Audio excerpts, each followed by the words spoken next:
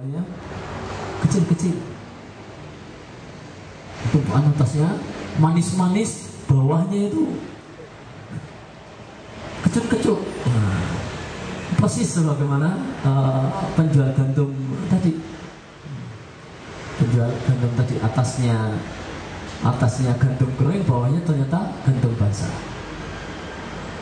Dan di antara kisah menarik berkaitan dengan masalah ini adalah kejadian di masa Khalifah Umar. Biasanya beliau mengadakan inspeksi jalan-jalan malam-malam, beliau sering ronda jalan-jalan lihat keadaan di kota Madinah. Maka beliau mendengar percakapan antara seorang ibu penjual susu dengan putrinya,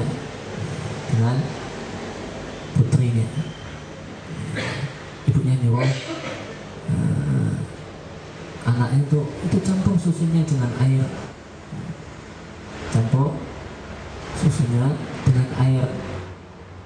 maka sang anak mengatakan, ini nggak boleh sama Khalifah Umar, nggak boleh sama Khalifah Umar. Ibunya mengatakan, alah, malam-malam Khalifah Umar nggak tahu. Anaknya mengatakan, kalau Khalifah Umar nggak tahu, bukankah Allah tahu? Bukankah Allah tahu?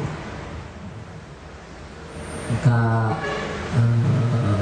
ini menunjukkan bahasanya anak yang baik itu tidak taat orang tua dalam semua perintahnya. Sang ibu nyuruh untuk nipu, ya anaknya menolak. Maka ini anak yang baik. Dia menolak untuk menipu, itu malah berbakti dengan orang tua, mengurangi dosa. Cuma kalau dia nipu, dosanya double ibunya, dosanya tambah banyak. Makanya anak baik, dia nggak mau taat dengan perintah ibunya yang suruh nipu. Maka susu dicampur dengan air, makanya bentuk menipu. Dan ditawarkan kepada konsumen, ini adalah susu, tidak terus terang, ini susu plus air. Dan dikatakan ini susu, makanya ada bentuk menipu. Sebagaimana penjual beras mengatakan ini beras, padahal ini beras plus pasir, tapi plusnya nggak disampaikan. Kalau dulu penjual bensin, ini bensin plus minyak tanah. Tapi sekarang nggak mungkin. Bensin dicampur minyak tanah. Kenapa?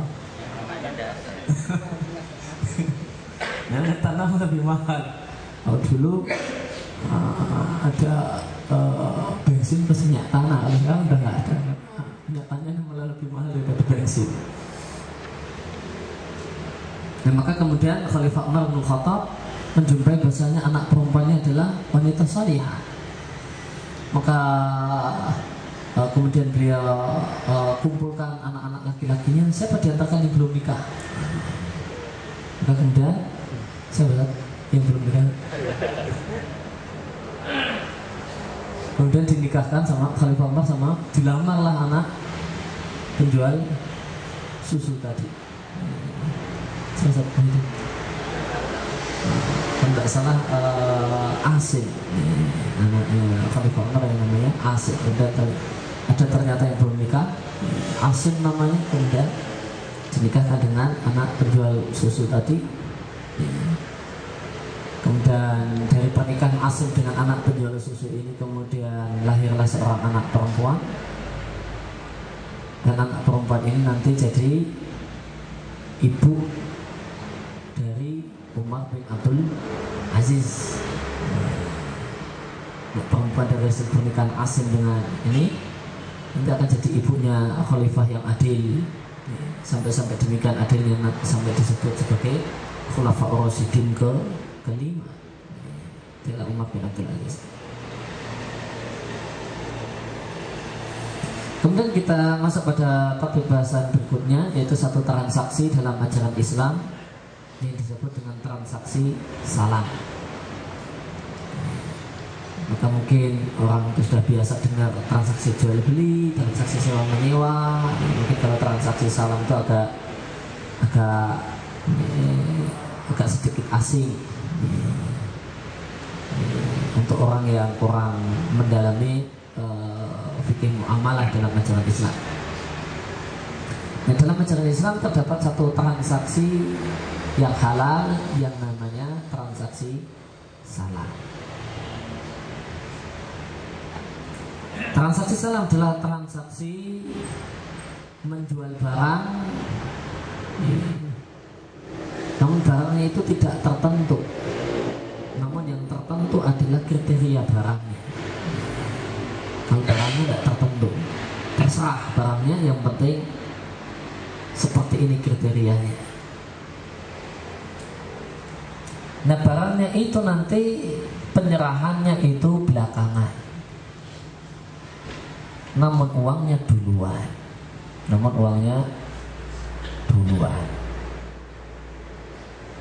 Uangnya diserahkan di majelis transaksi. Ketika deal mengadakan transaksi salam, uang diserahkan. Ini namanya transaksi salam. Maka transaksi salam itu sebenarnya adalah bagian dari transaksi jual beli, salah satu bentuk jual beli. Kemarin di beberapa pertemuan yang lewat kita bahas adanya jual beli tertunda, jual beli tidak cash, atau dalam bahasa Arabnya bay ajil, jual beli yang tertunda tidak cash. Yang kalau bay ajil atau jual beli yang tidak tertunda, jual beli yang tertunda tidak cash, ini sifatnya apa yang tertunda? Uangnya atau barangnya? Uangnya tertunda. Uangnya besok, 2 bulan lagi, 3 bulan lagi, minggu depan. Ini bay ajil, jual beli yang tertunda. Nah, bay ajil ini kebalikan dari bay salam. Kalau kemarin kita pernah membahas tentang bay ajil, jual beli yang tertunda, maka kalau dalam jual beli yang tertunda atau disebut juga bay nasi'ah, bay nasi'ah, bay ajil.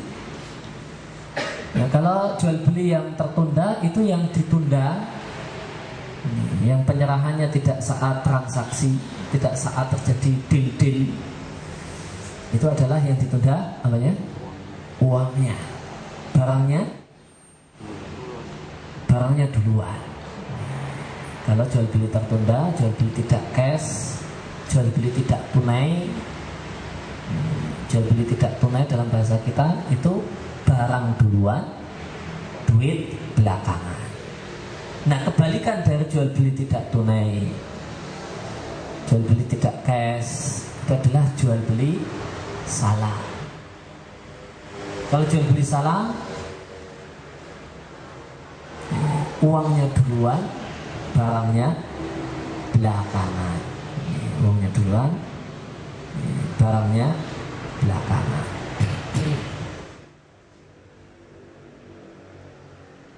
Maka dalam ajaran Islam, dalam jual beli itu barang duluan, uang belakangan boleh. Uang duluan, barang belakangan boleh, atau barang duluan, uang belakangan juga boleh. Namun tidak boleh uang belakangan, barang belakangan. Namun tidak boleh transaksi haram bil ijma'. Transaksi yang haram hukumnya dengan sepakat ulama, uang belakangan, barang juga belakangan. Ketika transaksi deal dilakukan oleh diantara dua orang yang mengadakan transaksi, uangnya tidak ada, barangnya tidak ada. Namun ini oke, ini oke. Enggak ada satupun salah satu yang diserahkan. Tidak ada satupun yang diserahkan. Uang yang alat pembayarannya tidak diserahkan, barang yang dibeli juga tidak ada yang tidak diserahkan. Ini namanya dalam ajaran Islam namanya dain bidain, jual beli utang dengan utang. Itu disebut juga kalau dalam bahasa hadis, kalau dalam bahasa para fuqaha namanya bai'udain bidain. Jual beli utang dengan utang. Kalau dalam bahasa hadis namanya bai'ul kali bil kali. Itu barang tidak ada, uang tidak ada. Di tempat kita ada nggak contoh transaksi uangnya tidak ada, barangnya juga tidak ada? Namun ini oke, itu oke. Siapa yang bisa bantu saya ngasih contoh? Rin. Kita biasanya kita kalau untuk barang dengan nilai kecil itu biasanya kita sepakat hanya nggak usah biasanya nggak usah bayar dulu, tapi kita carikan dulu barangnya, baru nanti setelah barangnya ada kita hubungi yang si pemesan, baru dibayarkan. Itu kepada pemesan atau produsen barang atau tidak? Kalian jual beli barang, bukan transaksi dengan penjual barang, bukan dengan produsen. Kita sebagai penjual barang biasanya. Yang nggak boleh itu kalau penjual adalah penjual barang, bukan produsen pembuat barang. Kita penjual masalahnya. Biasanya barang dengan nilai kecil, tapi barangnya belum ada, karena misalnya itu nggak boleh deal harusnya, nggak boleh ada deal. Tapi tidak ada ikatan secara tertulis. Ya, tidak boleh ada ikatan tertulis ataupun ikatan tidak tertulis. Gimana, Bang? Misalnya dia ketemu, Ya. sama pihak pembeli deal, tapi barangnya itu sebenarnya bukan dari dia, tapi nanti Tender pengadaan barang ya, Pak ya, misalnya. Tender pengadaan barang di kantor gitu ya, Pak ya. Ada tender pengadaan barang. kan udah deal. Nah, udah deal. Barang sama uangnya kan Barang sama uangnya belum ada. Padahal udah deal. Dari kantor belum ngasih duit. Yang mau jual barangnya juga belum ada, namun sudah deal semua. Biasanya sudah disepakati dengan yang dapat tender. Nanti kalau barangnya sudah ada, kami bayar. Maka itu nggak boleh. Tapi bagi si penyedia barang kan bukan ya, dia nggak terlibat dengan barang itu ya. Maksudnya nggak haram itu loh. Penyedia barang pihak ketiga. Iya. Yang haram yang buatan. Pihak ketiga kan hubungannya sama jual belinya sama pemenang tender. Iya. Ya, sudah, itu urusan pemenang tender sama kantor. Pihak ketiga sama pemenang tender, misalnya kamu beli barang saya Itu halal ya. halal.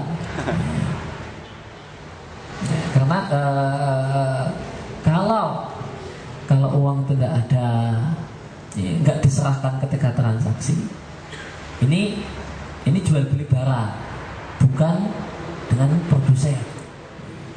Karena yang namanya baik jual beli itu, penjual itu menyediakan barang, dia bukan buat barang, menyediakan barang. Pembeli menyediakan uang. Nah, kalau dalam jual beli barang, maka harus salah satu itu harus ada yang diserahkan saat deal. Harus ada ya, diserahkan saat deal. Kalau ada yang belum diserahkan, semuanya belum diserahkan, duit juga tidak diserahkan saat transaksi, atau barang pun juga tidak diserahkan saat transaksi, maka tidak boleh ada deal. Tidak boleh ada deal, cuma adanya tadi, tolong saya carikan barang, nanti kalau kamu udah punya barang, terus kemudian penjual mengatakan dia tak carikan, nanti kalau udah ada mau tak hubungi, jadi ataukah tidak kamu beli. Tidak ada deal, tidak ada deal, tidak ada. Ya, nanti kalau saya dapat barangnya, nanti saya hubungi Anda, Ya kemudian kalau Anda memang cocok dengan barang yang saya dapatkan, silakan beli. Enggak ya, ya sudah, tak jual pada orang lain ya.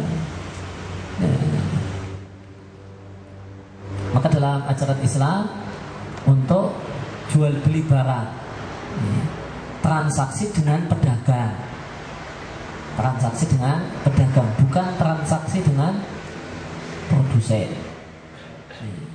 Mentransaksi dengan pedagang.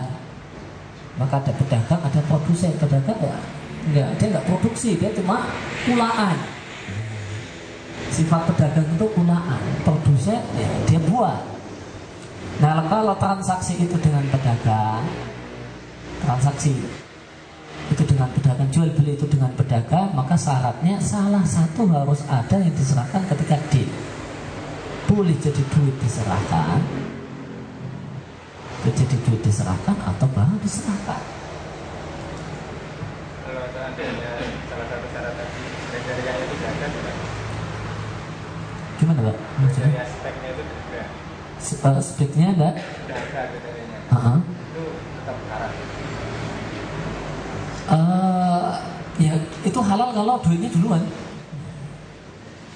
Duitnya duluan.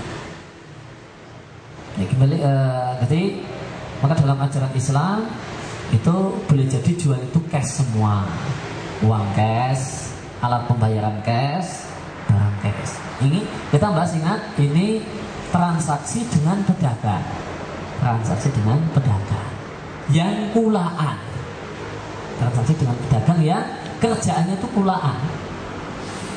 Maka boleh jadi dua-duanya cash, alat pembayaran cash, barang cash, tidak mengapa. Barang cash, duit belakangan, tidak mengapa. Duit cash, barang belakangan, boleh dengan syarat. Boleh dengan syarat. Namun tidak boleh alat pembayaran tidak ada, barang juga tidak ada. Maka itu namanya jual beli utang dengan utang. Karena si pedagang itu utang sama pembeli. Utang enggak cash ya. Utang sama pembeli, pembeli juga utang sama pedagang, duitnya nanti. Ya, maka jual beli kalau uang duluan, barang belakangan itu salah. Namanya jual beli salah, disebut juga jual beli salaf.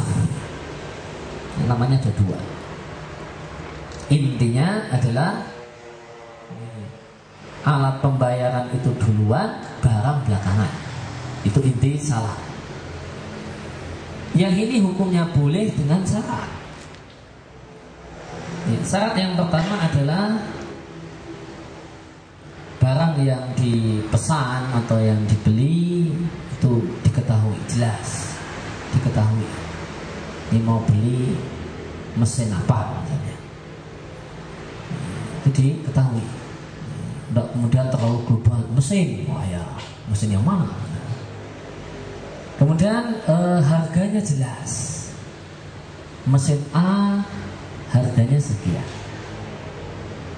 Dan yang ketiga, uang diserahkan saat transaksi diadakan, saat deal. Oke, deal, uang keluar. Kemudian syarat berikutnya adalah barang yang dipesan itu kriterianya detail dan jelas, spesifikasinya jelas. Ini mesin apa, ini ukuran sekian kali sekian, ini macam-macam, jelas. Warnanya begini, beratnya sekian. Kemudian disebutkan tanggal penyerahan barang, waktu penyerahan barang itu jelas. Ini duitnya sekarang hari Jumat, barang kapan bisa saya ambil? Kata yang pesan, Jumat besok Pak. Jumat besok. Waktu penyerahan, hari penyerahan, tanggal penyerahan barang jelas, dan tempat penyerahan barang juga jelas. Di mana saya ngambilnya? Jogja, wah Jogja dari Bantul, Gunung Kidul, Jogja semua. Harus jelas di sini. Nah, transaksi salam ini adalah transaksi yang sudah dipraktekkan oleh para sahabat. Sehingga dalil bolehnya adalah sebuah hadis. Adalah hadis dari sahabat Ibnu Abbas radhiyallahu anhuma. Nabi SAW mengatakan, barang siapa yang mengadakan transaksi salam atau salaf untuk pesan satu barang, maka takarannya harus jelas. Kalau ditimbang, maka timbangannya harus jelas, ila ajalin maklum, dan batas waktu penyerahan barang juga harus jelas. Di sini diriwayatkan oleh Bukhari dan Muslim. Dulu para sahabat sering mengadakan transaksi salam. Nah, transaksi salam ini yang dilakukan oleh para sahabat ya. Transaksi salam yang dilakukan oleh para sahabat itu adalah pesan kurma. Pesan kurma.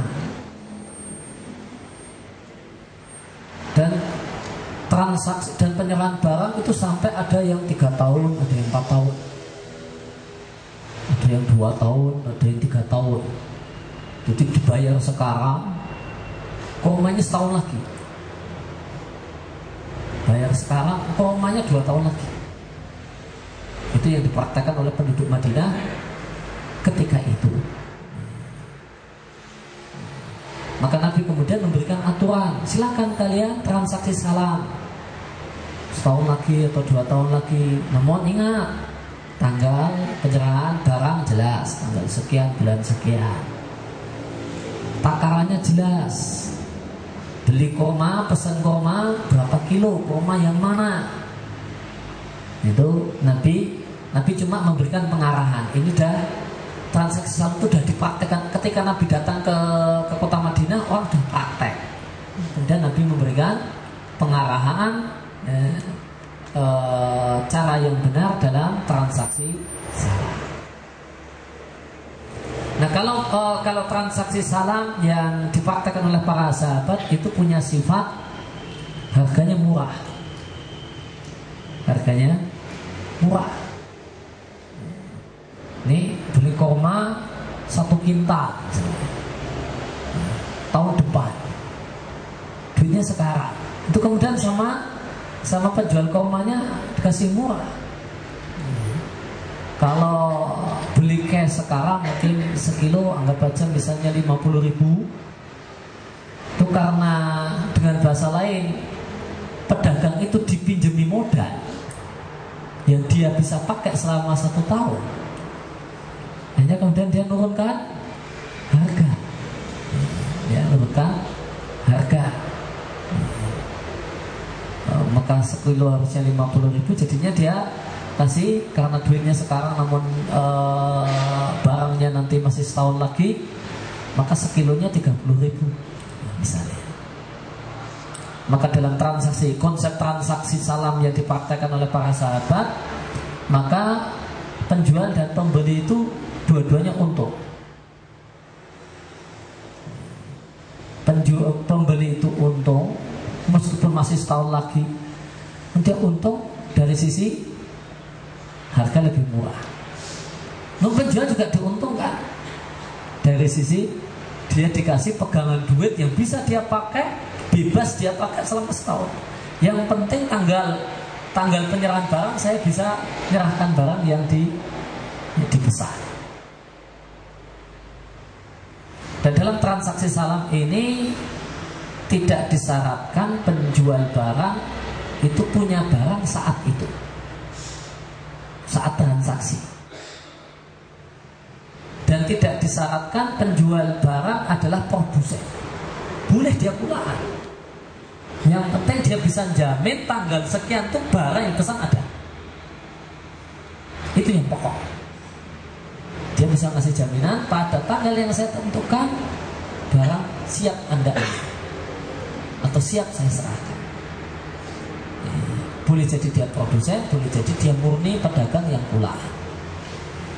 Boleh jadi saat itu dia sudah punya barang atau saat itu belum punya barang.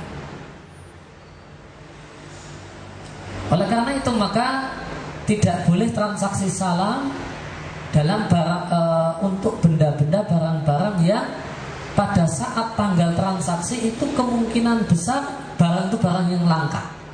Itu tidak boleh. Misalnya transaksi salah, beli rambutan sekian bulan lagi, tanggal sekian bulan sekian. Padahal tanggal itu adalah tanggal di mana nggak musim rambutan,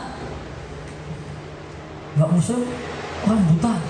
Cari rambutan itu susahnya setengah mati. Itu tidak boleh. Ini berkaitan dengan syarat tanggal penyerahan barang. Itu tidak boleh tanggalnya itu, tanggal penyerahan barang itu pada hari-hari di mana kemungkinan besar pada hari-hari itu barang itu langka-langkanya, susah nyarinya setengah mati. Itu tidak boleh. Karena ini menyebabkan si pedagang ini tidak mungkin, kemungkinan besar tidak mungkin bisa melaksanakan janjinya tepat waktu pada tanggal itu dia bisa menyerahkan barang. Ini namanya transaksi salah. Kalau ternyata si pedagang itu tidak sebagai mana yang dijanjikan, di awal transaksi pembeli boleh menetapkan persyaratan hukuman denda kepada penjual. Dan dengan itu tidak masalah. Jadi pembeli supaya dia terlindungi haknya dan penjual itu tidak main-main, maka disampaikan kalau terjadi jika mundur maka nanti ada denda yang wajib dibayar oleh si pedagang. Itu hukumnya boleh denda di dalam kasus ini dalam rangka melindungi hak konsumen. Maka misalnya pesannya tadi pesan rambutan, kalau telat sehari tambah setengah kilo, sehari telat tambah setengah kilo, besok lagi tambah setengah kilo lagi. Ini tidak riba. Karena tambahan semacam ini adalah riba kalau dalam konteks apa? Utang piutang, dalam konteks pinjam uang. Ini enggak, ini dalam konteks jual barang. Ini tidak setiap penambahan itu kemudian riba. Kalau konteksnya utang piutang riba. Kalau konteksnya lain konteks, konteksnya jual barang, enggak riba. Ini uangnya harus 100%. Harus 100% cash. Kalau tidak 100%, biasa. Tidak 100%. Misalnya DP gitu, Anda jadi gitu aja. Cuma DP, ya enggak jadi transaksi salah. Bisa. Ya? Tetap sah nggak? Jadinya bisa sah kalau ini nanti jadi transaksi DP. Transaksi DP itu berlaku untuk jika pedagang itu punya barang. Pedagang sudah punya barang,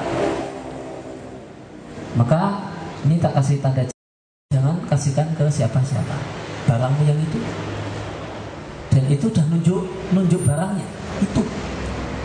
Jangan kasihkan ke siapa-siapa, tak DP dulu. Maka ya kalau dalam transaksi salam yang dijual itu kriteria, yang dijual kriteria barang, menjanjikan barang dengan kriteria sekian, itu dalam transaksi salam. Dan syaratnya lunas kita. Kalau DP itu jual beli biasa, dan yang dibeli adalah barang yang sudah ditunjuk, yang sudah ditunjuk gedungnya. Ini bukan yang itu. Ini barang, jangan kasihkan ke siapa-siapa. Tak DP, tak kasih tanda jadi. Dan barangnya itu sudah di tangan dan sudah menjadi milik si pedagang. Ya, kemudian berikutnya kita lanjutkan. Poin berikutnya adalah tentang masalah penetapan harga. Itu bolehkah pemerintah campur tangan di dunia pasar? Dalam ajaran Islam terdapat ketentuan pembahasan tentang boleh ataukah tidak campur tangan dalam masalah menentukan harga yang beredar di masyarakat. Yang dimaksud dengan penentuan harga di sini adalah ditetapkannya harga tertentu untuk satu barang di mana pemilik barang tidak dizalimi, sebagaimana pembeli juga tidak dicekik dengan harga yang tinggi. Maka penetapan harga barang oleh pemerintah itu ada yang haram, ada yang boleh. Ada yang haram dan ada yang boleh.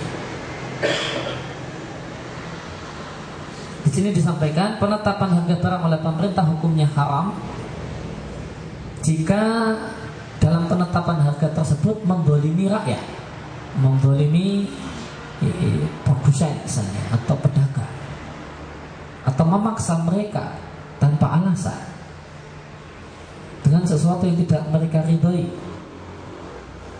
atau melarang mereka dengan sesuatu yang Allah bolehkan. Dan penetapan yang kedua, penetapan harga oleh pemerintah hukumnya boleh jika maslahat rakyat tidak akan terwujud kecuali dengan hal itu. Semisal para pemilik barang tidak mau menjual barang kecuali dengan harga yang tinggi, dengan untung yang sangat besar, padahal itu adalah barang yang dibutuhkan oleh banyak orang. Maka pemerintah dalam kondisi ini boleh menetapkan harga barang tanpa mendolimi pihak manapun, tetap memberikan keuntungan namun wajar kepada pedagang, sehingga pedagang tidak dirugikan. Ya, maka penetapan harga barang oleh pemerintah, atau kalau tempat kita namanya apa ya, HET, harga eceran tertinggi, harga eceran tertinggi ini ada pada dunia obat-obatan, ada pada rokok kayaknya, ada pada rokok, ada pada sebagian buku pelajaran, ada buku-buku. Kalau di dunia pendidikan ada buku yang sudah dibeli oleh pemerintah, namanya buku elektronik apa ini, itu buku tertentu yang sudah dibeli pemerintah, yang dia adalah bukti buku elektronik, ada di internet. Namun para penerbit buku boleh mendownloadnya, boleh kemudian mencetaknya, namun dengan harga yang telah ditetapkan oleh pemerintah dan dipatok, harganya sekian. Nah, maka penetapan harga oleh pemerintah itu kalau dalam tinjauan ajaran Islam itu ada dua macam, dua hukum. Penetapan harga ini mendatangkan keadilan ataukah mendatangkan kezaliman? Itu tak ukurnya. Kalau penetapan barang ini mendatangkan kezaliman, ada pihak-pihak yang dirugikan, biaya produksi sekian kok dipatok sekian, maka produsen, pedagang dizalimi, maka hukumnya haram. Namun jika penetapan harga barang tersebut dengan penetapan harga barang tersebut maka menegakkan keadilan, pedagang, penjual telah dikasih untung yang wajar, kemudian masyarakat banyak pun diberi kemudahan dengan harga sekian, maka ini tidak mengapa. Atau dengan bahasa yang lain, jika harga di masyarakat itu melambung tinggi dikarenakan sedikitnya barang dan banyaknya permintaan, maka pemerintah tidak boleh campur tangan dalam masalah harga barang. Sedikitnya produsen dan banyaknya permintaan, maka pemerintah tidak boleh campur tangan untuk menurunkan harga barang. Namun jika kenaikan harga barang itu terjadi karena permainan pelaku usaha,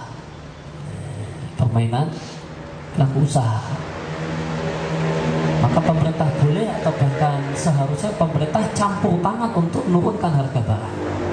Dengan dia kemudian tiba-tiba mengeluarkan keputusan, ini tidak boleh, harga tertinggi sekian, kalau nggak masuk penjara.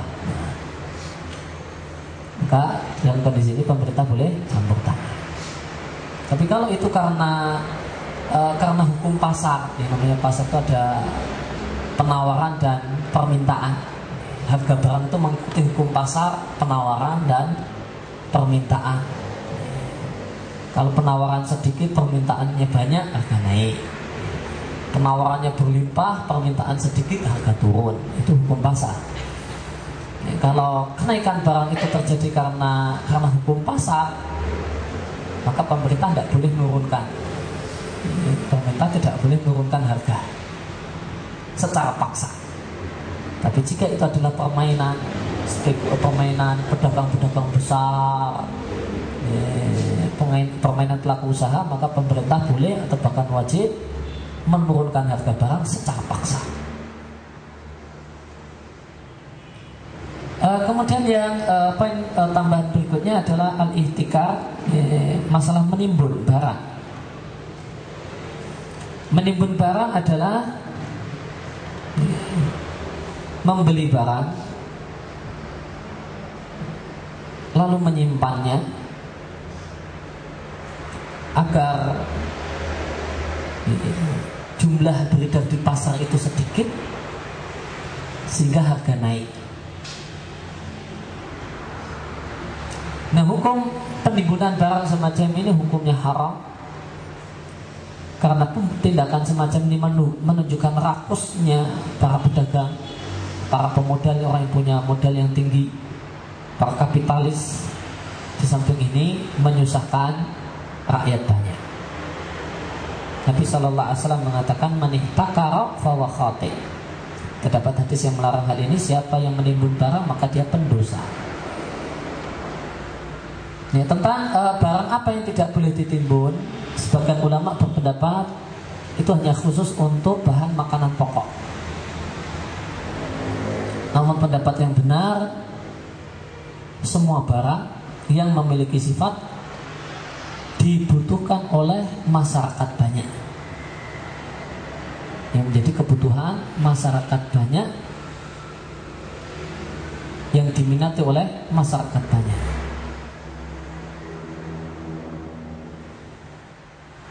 Padahal itu barang pilihan satu-satunya, tidak ada, tanpa ada alternatif lain. Maka syaratnya dua. Barang yang haram untuk ditimbun itu syaratnya dua. Pertama, menjadi hajat hidup orang banyak. Maka tidak hanya sembako, bensin atau yang lain, banyak orang yang membutuhkannya. Itu menimbunnya hukumnya haram. Kemudian tidak ada alternatif pilihan yang lain. Ada kalau barang itu menjadi kebutuhan banyak orang, namun jenis barangnya itu macam-macam, maka itu tidak menimbun yang terlarang. Ada kecap misalnya, itu kebutuhan mungkin anggap saja ini kebutuhan banyak orang. Namun yang ditimbun kecap ABC, padahal masih ada kecap yang lain, ada kecap yang lain. Orang nimbun kecap ABC itu tidak termasuk dalam hal ini, tidak termasuk menimbun yang dosa, karena ada pilihan yang lain. Ada pilihan yang lain. Tapi kalau itu pilihan satu-satunya, sehingga orang yang punya kebutuhan terhadap barang tersebut mau tidak mau harus beli, karena tidak ada pilihan yang lain yang beredar di pasar, maka ini menimbun barang yang hukumnya haram dan dosa. Meskipun jika satu barang itu tidak memenuhi dua kriteria di atas, menumpuknya bisa jadi juga adalah bermasalah.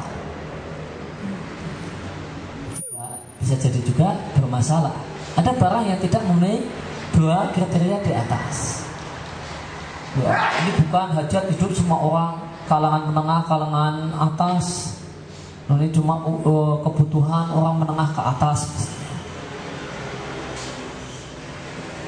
Namun alternatif yang lain sebenarnya banyak. Namun sebenarnya yang paling bagus barang merek ini, itu yang berkualitas unggul. Sebenarnya ada pilihan-pilihan yang lain. Maka ketika ini ditimbun oleh seseorang, maka harga merek tersebut jadi naik. Padahal itu merek yang paling bagus, sehingga orang yang nggak punya duit mau tidak mau harus cari merek yang lebih jelek. Orang yang punya duit terpaksa harus beli yang lebih dengan harga yang lebih mahal. Maka ini boleh jadi juga, maka ini bisa terlarang. Bukan karena hadis larangan menimbun, namun hadis larangan la dharara wala dirara. Tidak boleh menyusahkan banyak orang. Tidak boleh merugikan, memberikan madarat kepada orang lain. Kemudian ada transaksi berikutnya, ada satu transaksi namanya tawaruk. Ada satu transaksi dalam ajaran Islam namanya tawaruk. Tawaruk itu kalau terjemah bebasnya adalah jual barang kreditan. Jual barang kreditan. Di sini disampaikan jika seorang itu butuh uang, kemudian dia tidak menjumpai orang yang mau memberikan utangan kepadanya, maka boleh baginya membeli barang secara tidak tunai. Karena ingat dalam ajaran Islam, begitu transaksi, barang itu sudah berpindah ke pemilikan, meskipun belum lunas. Ini kaidah penting yang harus diingat. Dalam ajaran Islam, begitu ada deal-deal, barang itu sudah pindah ke pemilikan meskipun belum lunas, maka boleh baginya membeli barang dengan tidak tunai, kemudian dia jual secara tunai, dengan catatan bukan dia jual kepada penjual, namun dia jual pada pihak ketiga. Maka dia boleh jual dengan tunai kepada pihak ketiga, kemudian dia bisa memanfaatkan barangnya, memanfaatkan uangnya. Jadi orang yang sudah beli kredit itu pada asalnya boleh dijual, boleh dijual karena barang sudah berpindah ke pemilikan. Apa beda tawaruk dengan ainah? Di pembahasan yang lewat kita pernah menyampaikan jual beli inah yang kita katakan adalah riba, akal-akalan riba. Inah itu mirip dengan tawaruk, cuma kalau dalam tawaruk itu melibatkan 3 orang. Ada orang pertama, orang kedua sebagai pembeli, ada orang ketiga. Pembeli beli barang kepada orang pertama tidak tunai, dan dia jual secara tunai kepada orang ketiga. Ini namanya tawaruk. Nah, kok tawaruk ini kok orangnya cuma 2, itu jadi inah. Dia beli, si pembeli beli kepada orang pertama secara tidak tunai satu barang. Setelah itu dia jual kepada penjualnya dengan cash harga lebih rendah. Maka terjadi inah dan terjadilah riba. Ini terjadilah riba karena jadinya pembeli itu cuma diberi uang, membayarnya lebih banyak. Maka beda, inah hukumnya riba, haram. Tawaruk boleh menurut pendapat yang paling kuat. Bedanya apa? Inah itu 2 orang, tawaruk itu melibatkan 3 orang. Maka kesimpulannya tawaruk itu boleh dengan syarat, dengan bersyarat. Syarat yang pertama, orang itu butuh uang. Tidak boleh mengadakan transaksi tawaruk kalau orang itu nggak butuh duit. Duitnya banyak, kemudian dia masih melakukan transaksi tawarruk, tidak boleh. Kemudian yang kedua, tidak menjumpai orang yang ngasih pinjaman uang. Kalau ada, masih bisa dia cari orang yang mau ngasih pinjaman duit sama dirinya, tidak boleh tawarruk. Tidak boleh tawarruk. Karena ada yang masih mau minjamin duit. Kemudian yang ketiga, harus melibatkan 3 orang. Kalau cuma melibatkan 2 orang, haram. Harus 3 ini harga mati. Harus ada 3 pihak. Nggak boleh ditawar-tawar. Nah, jika transaksi tawarruk itu memenuhi persyaratan ini, maka dia adalah transaksi yang halal menurut pendapat yang paling kuat, menurut pendapat mayoritas ulama. Sebagian ulama meskipun memenuhi kriteria di atas, sebagian ulama melarangnya dan mengharamkannya, semacam Syekhul Islam Ibnu Taimiyah. Namun pendapat yang kuat boleh, dan ada pendapat mayoritas ulama dengan catatan syarat terpenuhi. Ya, demikian kajian kita kesempatan pagi hari ini. Sebelum ditutup, ada pertanyaan? Assalamualaikum warahmatullahi wabarakatuh. Baru dakwana alhamdulillahirabbil alamin. Subhanaka Allahumma wa bihamdika asyhadu an la ilaha illa anta astaghfiruka wa atubu ilaik.